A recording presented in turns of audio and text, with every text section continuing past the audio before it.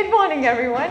I titled my presentation The Concentrated Activism, which I think very clearly implies that I'm going to talk about the importance of doing very deliberate, concentrated and focused work to be effective with your activism. And this year I've read 3 books that have really changed my attitude towards time management and working in general pretty substantially, and I would like to share it. So, yeah, being effective, that's what it's always about, right?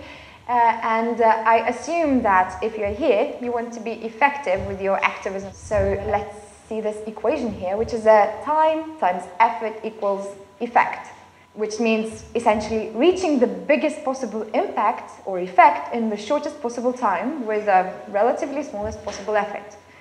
So time is an increasingly luxurious commodity these days, right? We are all very busy, we all have all kinds of things to do, and the pace of life seems to be getting ever faster.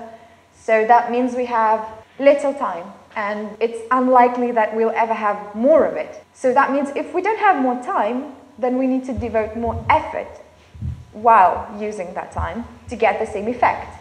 Let's see how we can do that.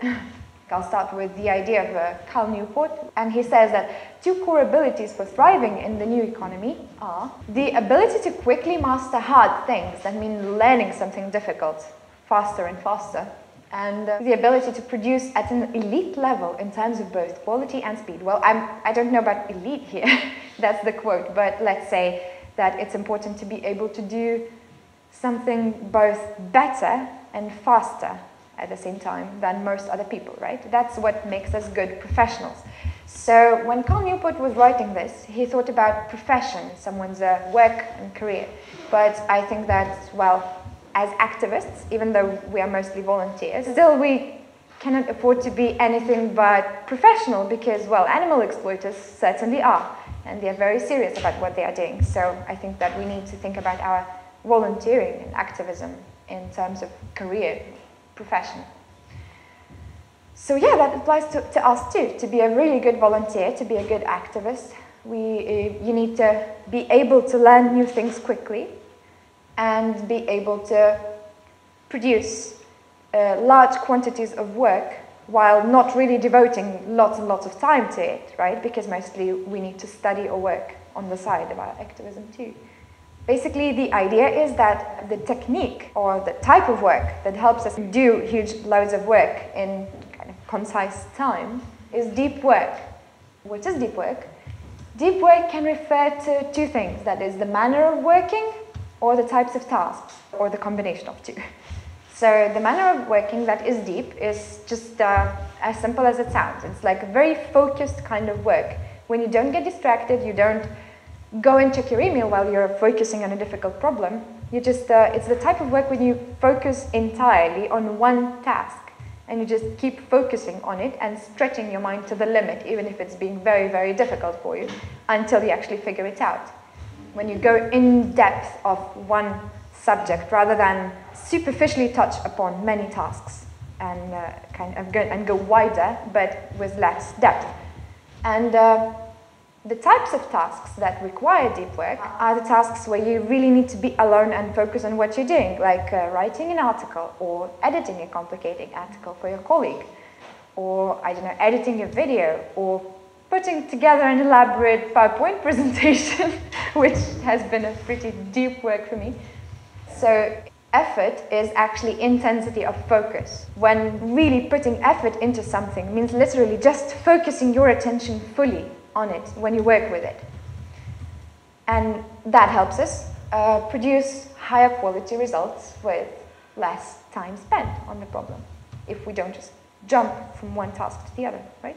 By contrast, shallow work is the distracted, unfocused manner of working, and multitasking is the prime example of shallow work.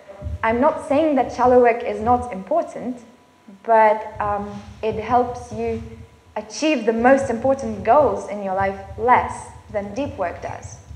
Like, the most important things you do are usually in the deep work area rather than the shallow work area. While shallow work is really necessary for you to be operational as an activist, writing emails, texting your colleagues from abroad to consult about this question or that, making calls to people to come to a protest, dealing with paperwork is all shallow work. It's the type of work that you don't really need to focus hard on to do well. Pretty often, shallow work means work that is done online. While we check out Twitter, write Facebook posts, and at the same time answer emails, make calls, text, look something up at Instagram or Pinterest, and so on. So that's usually the type of shallow work that we do a lot. So what's wrong with this shallow? Shallow work does not necessarily mean like unnecessary, stupid, and so on. It's important work.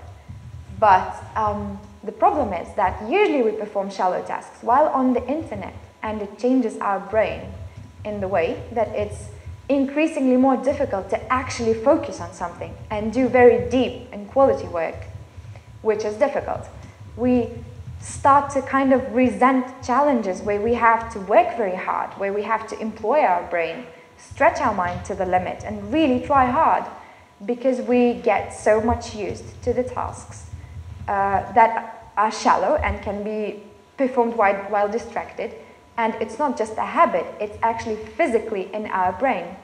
An example of this physical change that happens and becomes worse is the attention residue phenomenon, which means that when you switch from a task A to a task B, your attention doesn't immediately kind of switch together with the actual thing that you're doing.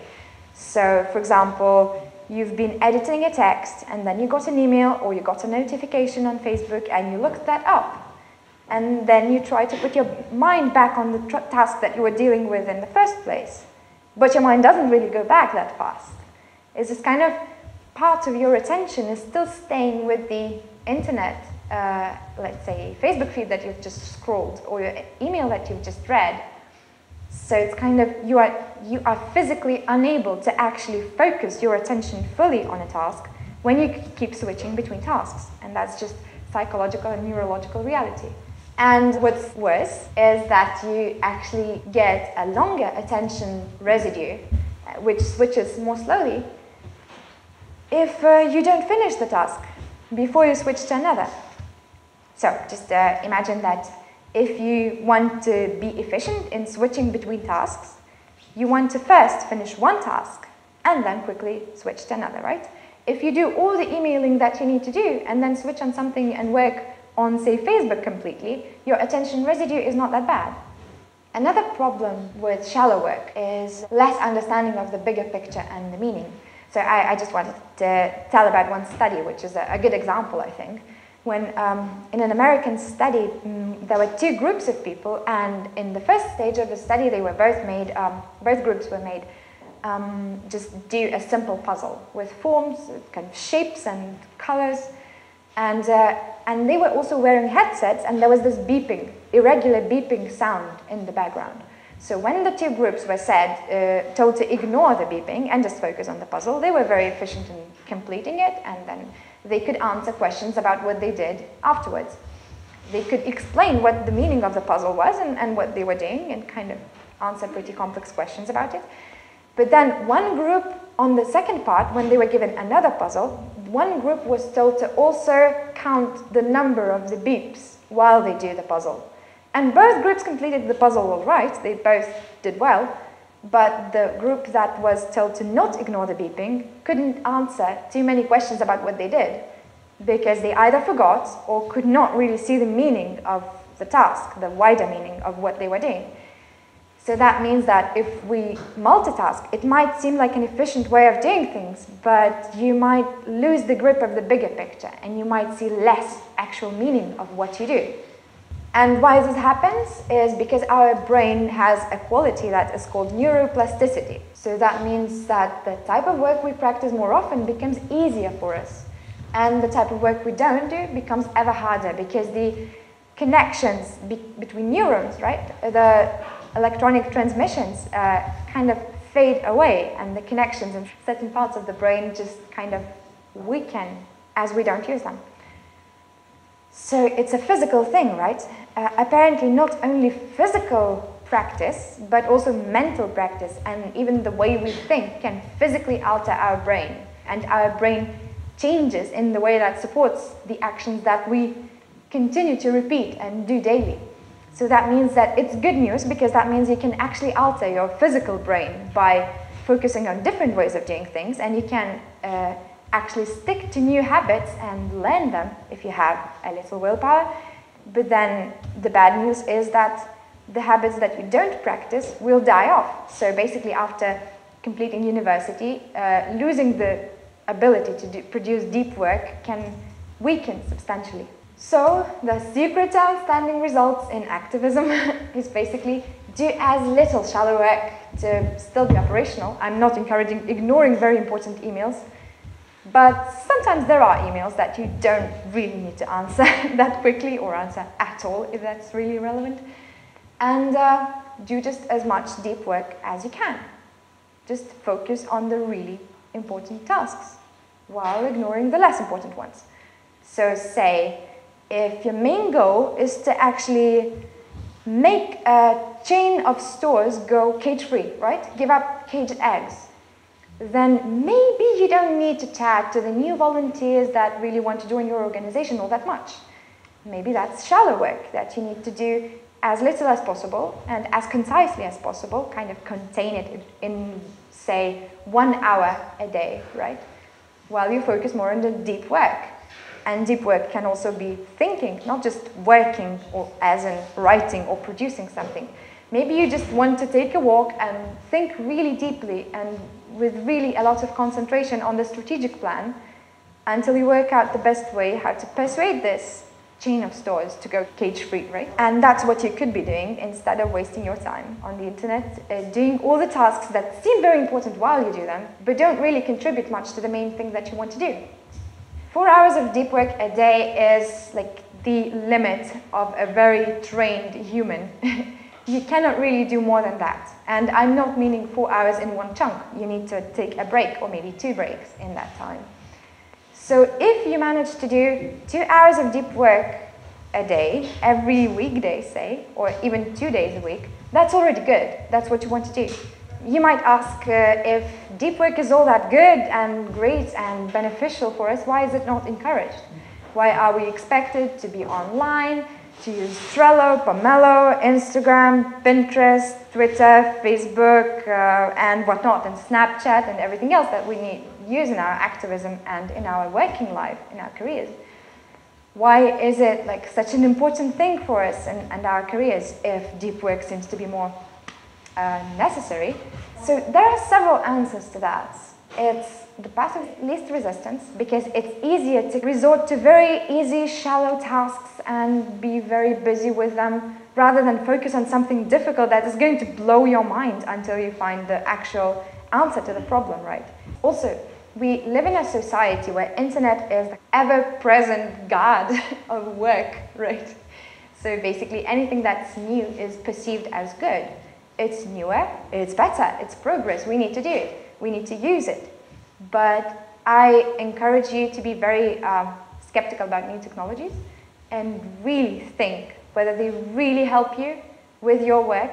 Do they really help your very, very specific goal to be achieved, or are they just something that has the look of productivity and it's kind of cool to use it while you work?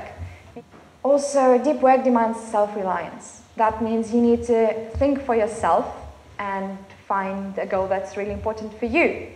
And that means saying no to other people often when they try to put some tasks on your list of to-do things, and you need to decide for yourself if that's something that you really need to do to be most productive. You know, if you're going to be efficient, no one's going to criticize you for saying no to other tasks, because in the end what we really want is results, right? So it's a good idea to tell your colleagues about your new habits, like, okay, I'm going to be unavailable on Mondays because I'm going to be working on my own, on my project that I think is important, and I won't be I won't be available on, say, email. I won't be available on Facebook or even on the phone if you decide that you want to really go into it and focus fully. So maybe it's going to be just half a day every day when you're not available and just focusing on something you're doing. Maybe it's going to be just 1 hour a day, but just kind of showing that you're serious about it and telling your colleagues helps them plan their day and helps you get less distractions while you work. So let's focus on the second part of the presentation, which is habits necessary to stay most productive. So the first very important thing is you need to decide what's really most important and devote the biggest portion of time to that. So basically just think for yourself and have very, very clear priorities on what you think works. And if you feel that strategic thinking may not be the strongest part of you, maybe you're a more practical person, then by all means consult with someone from your organization who deals with strategy and can help you form your own goal and find out what you're good at and what you can do. So the second thing in working productively is work on the ability to fully concentrate and keep your keenest attention on the task at hand. So this is the deep work way to achieve something really difficult, and by devoting very, very dedicated hours of work to it. That's the kind of direct way of achieving something. So we are going to talk about this more because this is pretty difficult.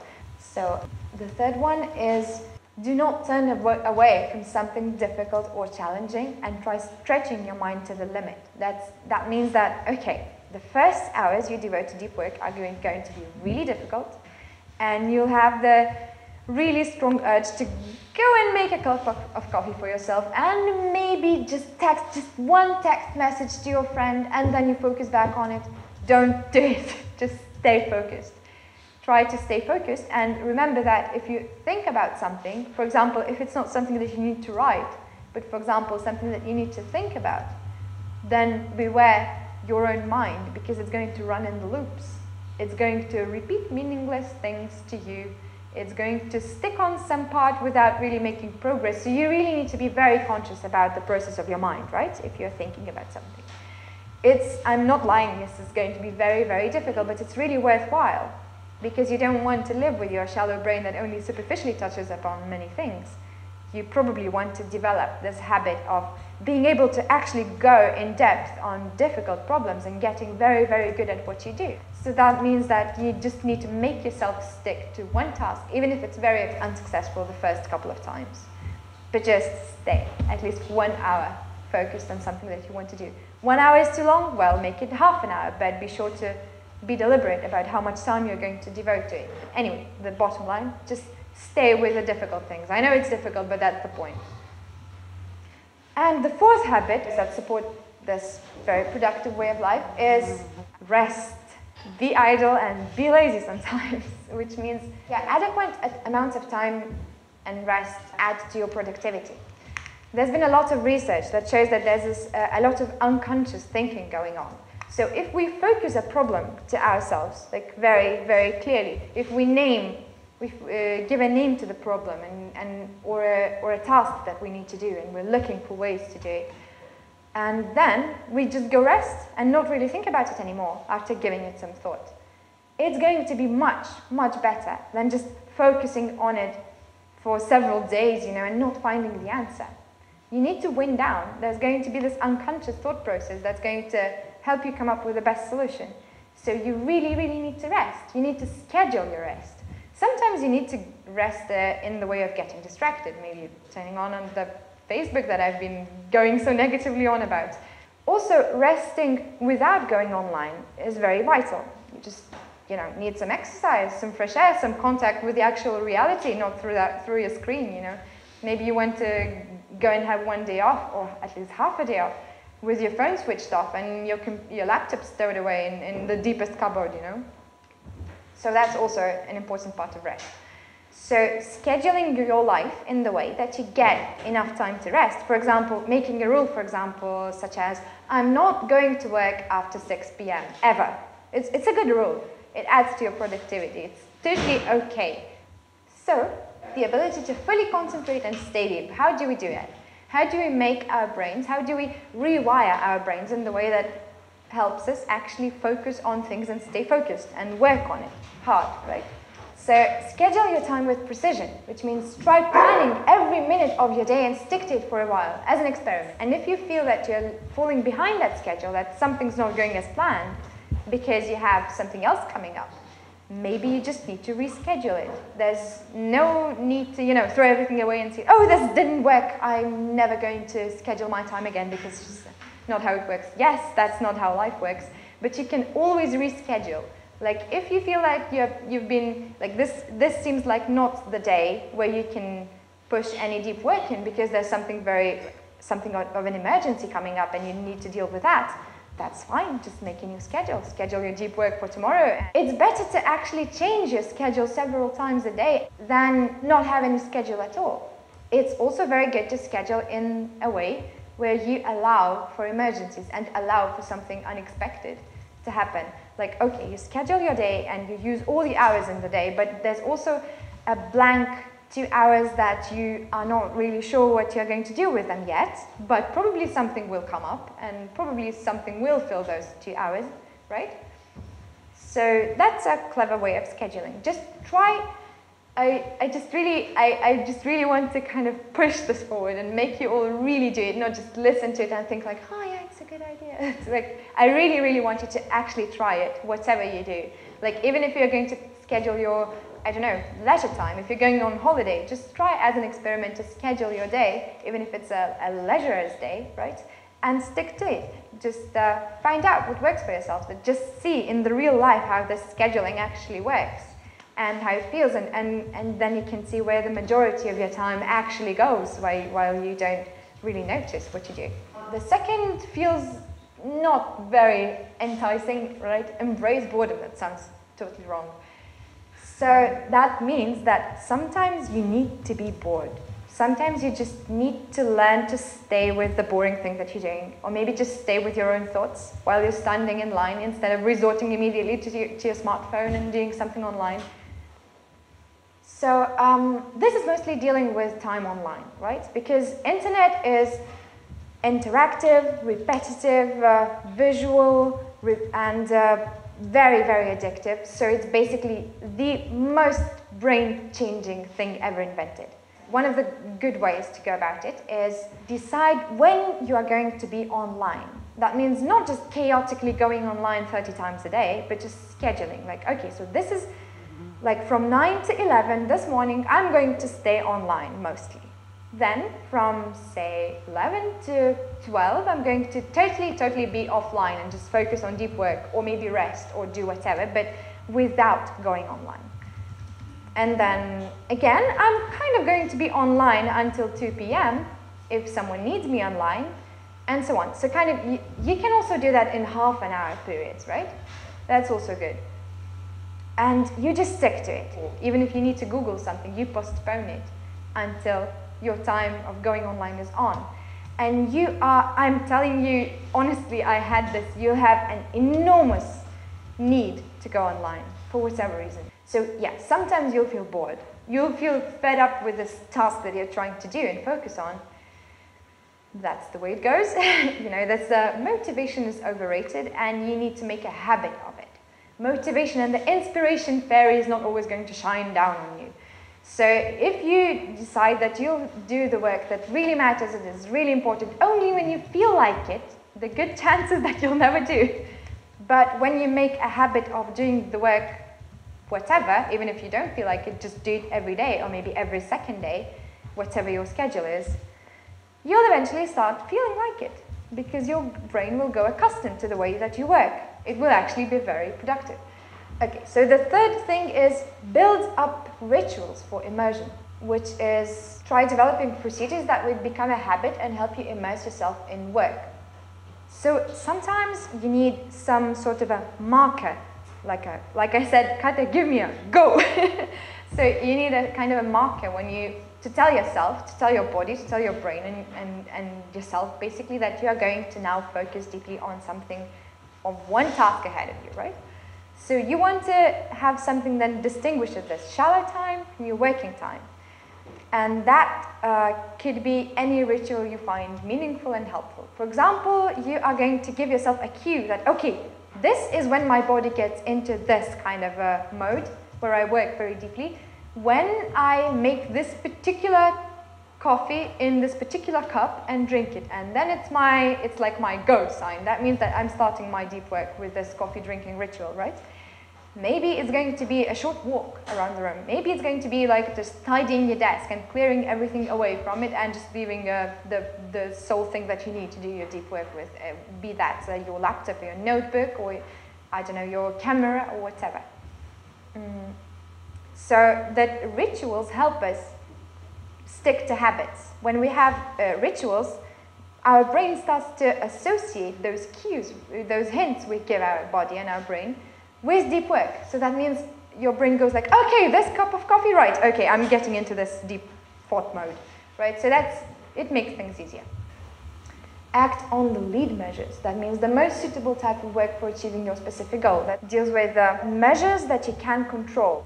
So just think about the outcomes that you really want and think about the most productive possible behavior that can lead to it. Also, there's this saying that people play differently when they're keeping score. Keep a compelling scoreboard is a very good idea. Like if you decide on lead measures, say you're a photographer and the quality of your photographs depends on how many hours a day you actually photograph things. For example, one day you may focus on taking pictures of food. That means you just go out and find someone who cooks or just cooking a lot of food and take beautiful pictures of it. And the next day you're going to take pictures of, say, landscapes, and that means you're going out somewhere and trying to find a nice light, right? So if taking pictures is your lead measure, which means the mean leading to the outcome that you want, that means you want to keep a scoreboard of how many hours a week you're taking pictures. So it could be something very crude and obvious. For example, just take a sheet of paper, divide it into a rough calendar, like weeks or days of the month, and just take a very bold red marker pen, a felt tip pen, right, and just tick it, like tick the days where you did the amount of deep work that you wanted to do. Or maybe you can just write numbers like 1 or 2, meaning 1 or 2 hours devoted to the activity that you really need to do most. And then you will have a very, very visual expression of how much effort you put in. And you can compare it with your result then. Also create accountability. That means measuring how successful you've been. So, okay, I photographed for 2 hours a day, 4 days a week, right? And I won this photography contest. So that's much more tangible than just saying, yeah, I kind of got better with photography. I think that these look nicer, these pictures. You have to have a very specific way to measure things, right? For example, I'm not just going to be a vaguely better photographer. I'm going to enter this contest and do well at it. I'm going to master the way of using this particular type of lens. I'm going to take this and that number of really good pictures. So that means that you look through your pictures and you take out the good pictures that could be used, say, from social media or even print media, right? And this amount of pictures could be a very, very clear indication of how good you got by putting in effort. It's much more a clearer indication than just generally getting better. So you need to be able to account to yourself or to other people how well you actually did. One thing that I didn't mention and I want to put your attention to is continue your planned online-offline pattern even during leisure time. Even if you're kind of just having fun out there, right? Because your brain is still forming itself. The mental activity you do is still physically and neurologically shaping your brain. So that, just having time out is not an excuse to kind of give in to your addiction to use a lot of internet. Maybe you don't really need it that much. Maybe you'll for once feel like you're in actual physical current moment if you don't just resort to, glistening screens all the time. Maybe that's also the better way to rest and have fun. So if you decide that you're going to play a lot of online games, and this is going to be your leisure, that's fine, but you need to schedule it, right? Let's see, what does it mean to ritualize? A good idea is to decide on your environment. So you need to find out which place is best for you to work. Maybe you feel very good at your own bedroom, maybe you don't. Maybe it's nice to work at night in the kitchen when no one's there. I don't know, it's, different places funnily go well for different people. So you need to figure out which place makes you focus the most and distracts you the least. And sometimes this actually can lead to pretty weird decisions. For example, some people that have been proved to be very prolific and very, very productive workers sometimes make grand gestures in terms of environment that they use. For example, when Rowling was finishing the last book of Harry Potter, she really couldn't focus just writing at her own home office because her children were all over and the dog was barking and the neighbors were having a renovation of their flat and it was noise everywhere, and she just felt very uninspired in that environment and she really couldn't focus and go deep. So she just went to the biggest hotel in Edinburgh, which was pretty close to her house actually, and which looks like a castle, so it's very inspirational, right? And she just kind of checked her into a hotel room and stayed there many hours a day writing. And when she was taking her time off, just enjoying the expensive hotel she was staying at, right? So for 2 weeks, it worked so well, and she wrote so many chapters while staying in that hotel in a very short time, that she just stayed there for 2 weeks and finished the whole book, because it was so productive. And you might guess that, okay, a hotel, I cannot really afford it, so it's like a pretty big thing, but maybe that can be an equally big gesture for you that doesn't necessarily involve money. When you're working on a really important project, maybe final stages of it, maybe you're writing your master's thesis or something, sometimes you need to do something very big just to kind of surprise yourself that you can make that kind of commitment. Just to put yourself in the mind frame, in the work frame of, okay, now I really need to work hard. Kind of, you inspire yourself into working, right? That's it. Pretty much artificially push yourself into the importance of the situation and just focus on it. So just when you need some extra measures, you have to work out what you can do. So to be efficient when you focus, you also need to figure out how you're going to work. So it doesn't really help to kind of just, okay, I've cleared my desk and made my coffee and now I'm going to focus. It doesn't necessarily always work. You need to know what you need to do and in what sequence. You need to determine what type of work you need to do and which tasks you need to do first and how are you going to go about them. So maybe the first part of your deep work session can be actually determining that. Okay, now I know I have this very important task looming over me. What am I going to do first? And what's the good plan of today's 2 hours of deep work? And you can even write that plan down to make it more fixed in your mind. Also, how are you going to support your work? So you want to be very ready, right? You want to get all the materials you're going to need next to you. You want to get enough water. Maybe you want to also prepare your body for it, like not sit the whole time in front of your laptop, but also stretch a bit, or maybe walk around the room while you think, to have a little exercise and a blood flow going to your brain, right? So you want your room to be the right temperature, and anyway, I don't know what kinds of issues you have with the places you're working, but everyone has something different that they want to get off their mind before they focus fully, so that they can relax and concentrate in that environment at the same time. These are the books that I've based this presentation on. I really recommend those books. So my final thought of this presentation, now that I've told you all the good habits that are worthwhile to stick to, is that deep work is meaningful. So it's meaningful not only in the sense that it actually produces results, but it also feels meaningful in a psychological way. Because depending on where you put your attention in life, that's how your reality looks. Like if you just stay distracted all the time, you don't really feel present. You don't feel like you control things at all. You don't know what's going on in your life, and you don't feel like you're really living it. And once you are actually devoting your attention fully to something that you like doing or you feel is meaningful doing, that brings meaning not only to just the results in your organizational life, but also to your personal life, because it just feels like you are not wasting your time and you're feeling like you are doing what matters, and you derive a huge pleasure out of it. So it's also not just good for the animals and for your organization that you do, but also for yourself personally, to focus on what you do. Because while you focus on the work that you want to do, the most important work, you also learn and you also train your brain to focus on the present moment that you live in. And that, as many religions and philosophies say, is just basically the recipe of happiness.